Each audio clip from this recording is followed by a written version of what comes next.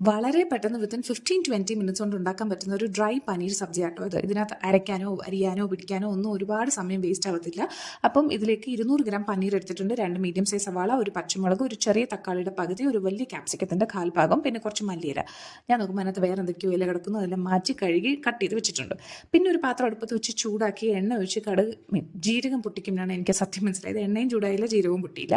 പിന്നെ അതിനുവേണ്ടി കുറച്ച് നേരം വെയിറ്റ് ചെയ്തു. അത് കഴിഞ്ഞ് നമ്മുടെ എടുത്ത് വെച്ചിരിക്കുന്ന ഉള്ളിയും പച്ചമുളകും ചേർത്ത് ജസ്റ്റ് ഒന്ന് വഴറ്റി കുറച്ച് ഉപ്പിട്ട് വഴറ്റി എടുത്തു. പെട്ടെന്ന് ഇത് ബ്രൗൺ ആവണം, അല്ലെങ്കിൽ ഭയങ്കര എന്താ പറയുക ചുരുങ്ങണം, അങ്ങനെ ഒരു കടമ്പയും കടക്കാനില്ലാത്തതുകൊണ്ട് പെട്ടെന്ന് തന്നെ ജിഞ്ചർ ഗാർലിക് പേസ്റ്റ് ഇട്ട് അതിൻ്റെ പച്ചമണം മാറിയ ശേഷം എടുത്തു വെച്ചിരിക്കുന്ന പൊടികൾ അതെന്തൊക്കെയാണെന്ന് ഞാൻ മെൻഷൻ ചെയ്തിട്ടുണ്ട്. ഇതിൽ ഗരം മസാല ചേർക്കുമ്പം MDH, എവറസ്റ്റ് അതുപോലത്തെ ഏതെങ്കിലും ബ്രാൻഡിൻ്റെ ചേർക്കുകയാണെങ്കിൽ കുറച്ച് ഒരു നോർത്ത് ഇന്ത്യൻ ഫ്ലേവർ ഉണ്ടാവും, ഉണ്ടെങ്കിൽ മാത്രം മതി. പിന്നെ അതിലേക്ക് എടുത്തു വെച്ചിരിക്കുന്ന ക്യാപ്സിക്കം, ഒരു തക്കാളി ചേർത്ത് നന്നായിട്ട് വഴറ്റുക.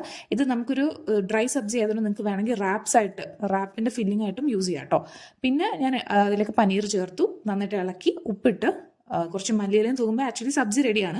നിങ്ങൾക്ക് കറിയായിട്ട് തന്നെ കഴിക്കാനാണ് ഇഷ്ടമെങ്കിൽ തക്കാളിയുടെ ക്വാണ്ടിറ്റി കൂട്ടി തക്കാളിയുടെ പച്ചമണമൊക്കെ മാറി എണ്ണ തെളിഞ്ഞ് വരുമ്പോൾ ചൂടുവെള്ളം ഒഴിച്ച് കറി ഫോമിലാക്കിയ ശേഷം തിക്കനിങ്ങിന് വേണമെങ്കിൽ കുറച്ച് കാഷ്നട്ട് പേസ്റ്റോ ഫ്രഷ് ക്രീമൊക്കെ ചേർത്ത് നമ്മുടെ യൂഷ്വൽ പനീർ സബ്ജി പോലെ ആവും. ഇതിന് ടേസ്റ്റ് ഡബിൾ ആക്കാൻ വേണ്ടി ഞാൻ ചെയ്യുന്ന ഒരു ടിപ്പാണിത്.